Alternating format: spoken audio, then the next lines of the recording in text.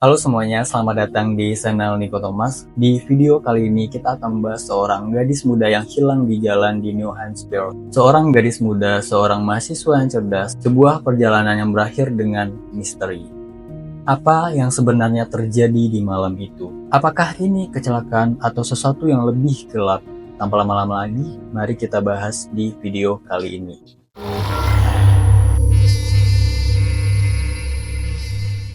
Maura Murray adalah seorang wanita Amerika yang menghilang pada malam 9 Februari 2004 setelah kecelakaan mobil di rute 112 dekat Westville, New Hampshire, sebuah desa di kota Haverhill.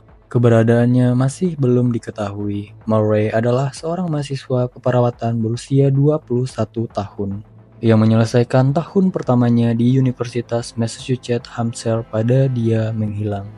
Pada sore hari Senin, 9 Februari, sebelum dia meninggalkan kampus universitas, dia mengirim email kepada profesor dan pengawas kerjanya.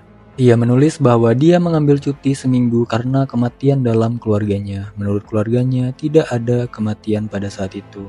Dan pada pukul 7.27 malam, seorang wanita lokal melaporkan kecelakaan mobil di sudut tajam rute 112 yang berdekatan dengan rumahnya. Seorang pengendara yang lewat yang juga tinggal di dekatnya berhenti di tempat kejadian dan bertanya kepada wanita yang mengendarai mobil apakah dia membutuhkan bantuan. Dia menolak, mengklaim telah memanggil bantuan pinggir jalan. Setelah tiba di rumah, beberapa menit kemudian pengendara melaporkan kecelakaan itu ke layanan darurat. Dan pada pukul 7.46 malam, penegak hukum tiba di tempat kejadian, tetapi wanita itu telah menghilang. Polisi melacak kendaraan Mary dan awalnya memperlakukannya sebagai orang hilang dengan keyakinan bahwa dia mungkin ingin menghilang secara sukarela. Spekulasi ini didasarkan pada persiapan perjalanannya yang tidak dia curhatkan apapun kepada teman atau keluarganya. Pada tahun 2009, kasus Mary diberikan ke Divisi Kasus Dingin di New Hampshire dan pihak berwenang menanganinya sebagai kasus orang hilang yang sangat mencurigakan. Pada tahun-tahun setelah hilangnya Mary, kasusnya akan mendapatkan perhatian media pada 2020 dan Discovery, dan juga mengumpulkan spekulasi yang signifikan di papan pesan di forum internet, dengan teori mulai dari penculikan hingga penghilangan sukarela. Pada tahun 2017, kasus ini menjadi subjek dari sosial dokumenter di jaringan Oksigen yang menggambarkan hilangnya Mary sebagai misteri kejahatan pertama di era media sosial yang terjadi beberapa hari setelah peluncuran Facebook. Maura Murray lahir pada tanggal 4 Mei 1982 di Brockton, Massachusetts, anak keempat dari Frederick Fred dan Laura Murray. Dia memiliki seorang kakak laki-laki bernama Fred, dua kakak perempuan bernama Kathleen dan Julie, dan seorang adik tiri bernama Kurt. Mary dibesarkan di sebuah keluarga Katolik Irlandia. Ketika dia berusia 6 tahun, orang tua Mary bercerai. Setelah itu dia tinggal bersama dengan ibunya.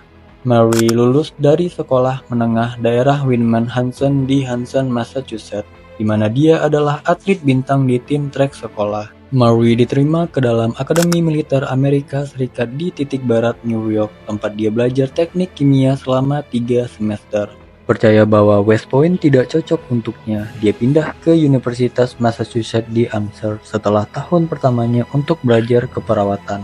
Pada bulan November 2003, 3 bulan sebelum kepergiannya, Mary mengaku menggunakan kartu kredit curian untuk memesan makanan dari beberapa restoran, termasuk satu di Hadley, Massachusetts. Biaya adalah dilanjutkan pada bulan Desember untuk Miyadi diberhentikan setelah 3 bulan berperilaku baik. Pada malam tanggal 5 Februari 2004, ketika dia sedang bertugas di pekerjaan keamanan kampusnya, Mary berbicara di telepon dengan kakak perempuannya yang bernama Kathleen. Mereka berdua membahas masalah hubungan Kathleen dengan tunangannya. Sekitar pukul setengah 11 malam, saat masih dalam shiftnya, Mary dilaporkan menangis terseduh-seduh. Ketika pengawasnya tiba di mejanya, Mary benar-benar tidak dikategorikan, tidak ada reaksi sama sekali. Dia tidak responsif dan tidak mengacuhkan apa yang dipertanyakan oleh pengawasnya.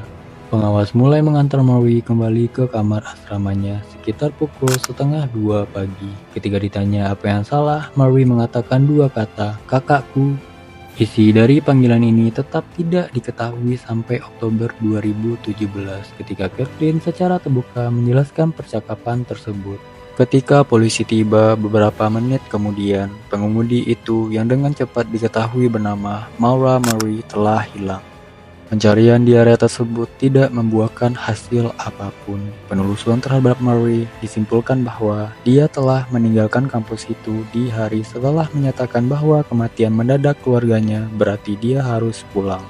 Dan tidak ada seorang pun dari keluarganya yang benar-benar meninggal, meskipun nampaknya Maura mungkin butuh istirahat dan berbohong untuk mendapatkan ruang.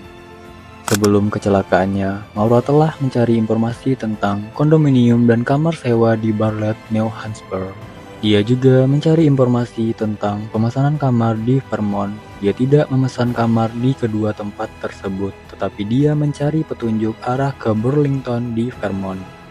Para penyelidik harus menelusuri jejak Maura. Mereka mendapati bahwa Maura telah menggunakan ATM di kampusnya sekitar pukul 3 sore hari itu, menarik uang sebesar $280. Ia menggunakan $40 dari uang tersebut untuk membeli alkohol, termasuk anggur kotak dan minuman keras. Sekitar pukul 4.30 sore, ia menelpon kotak suara miliknya sendiri. Ini akan menjadi terakhir kalinya ia menggunakan telepon genggamnya. Dia kecelakaan antara pukul 7 malam dan 7.25 malam, meskipun tidak ada yang tahu apa yang dilakukannya selama jam-jam tersebut. Pada pukul 7.45 malam, dia menghilang dari lokasi kecelakaan. Petugas yang datang melihat botol soda yang berisi cairan merah dengan bau alkohol yang kuat. Mereka juga melihat kotak besar berisi anggur di bagian belakang mobil dan mencetak petunjuk arah ke Vermont. Tidak ditemukan tindak kejahatan pada saat itu, tetapi petugas menyisir area sekitar. Tidak ada tanda-tanda keberadaan Maura. Setelah beberapa hari tanpa petunjuk, polisi mulai mempertanyakan apakah Maura ingin bunuh diri. Dan keluarga mencemooh anggapan ini dan mengatakan kepada Pers bahwa Maura dalam keadaan baik-baik saja. Itu mungkin benar, tetapi itu tidak menghilangkan fakta bahwa dia telah menghadapi beberapa kesulitan. Dia telah menghadapi masalah hukum karena penipuan kartu kredit, telah menabrakkan mobil ayahnya beberapa jam sebelumnya menabrakkan mobilnya sendiri. Namun, beberapa bukti menunjukkan Maura pergi dari tempat kejadian perkara dengan sukarela. Ponsel dan tasnya dibawa saat dia pergi, meskipun dia tidak akan pernah menggunakan ponselnya lagi. Begitu pula dengan kartu kreditnya. Teori-teori mulai bermunculan beberapa bulan setelah hilangnya Maura. Beberapa orang menduga dia melarikan diri dari tempat kejadian perkara untuk menghindari masalah. Lagi pula, dia membawa sebotol alkohol yang terbuka, ditambah beberapa botol lagi yang disembunyikan di bagian belakang mobilnya. Yang lain menduga Maura pergi ke hutan terdekat untuk minum lagi, tetapi kemudian mabuk karena suhu ekstrim. Teori lain menduga dia mencoba mencapai tujuannya dengan berjalan kaki, tetapi suhu beku membunuhnya. Beberapa orang bahkan percaya bahwa Maura dibawa dari tempat kejadian tanpa keinginannya. Ayahnya mengira bajingan lokal telah membawa putrinya. Selama bertahun-tahun berbagai upaya telah dilakukan untuk menemukan jasad Maura di dekat tempat ia tabrakan. Pada bulan September 2021, jasad manusia ditemukan 25 mil dari area tempat Maura terakhir dilihat. Namun jasad-jasad itu ternyata bukan miliknya. Ia masih hilang sampai sekarang. Terima kasih sudah menonton hingga akhir. Kasus hilangnya Maura Murray memang penuh dengan misteri yang belum terjawab hingga hari ini. Banyak teori yang berkembang, tetapi tidak ada satupun yang benar-benar memberikan kepastian tentang apa yang sebenarnya terjadi padanya. Jika kalian memiliki teori atau pendapat tentang kasus ini, jangan ragu untuk berbagi di kolom komentar. Mari kita diskusikan dengan sehat dan saling menghormati. Jangan lupa untuk like video ini jika kalian merasa kontennya menarik, subscribe agar tidak ketinggalan cerita-cerita menarik lainnya, dan nyalakan lonceng notifikasinya, karena siapa tahu kasus berikutnya bisa menjadi kisah membuka wawasan baru bagi kita semua.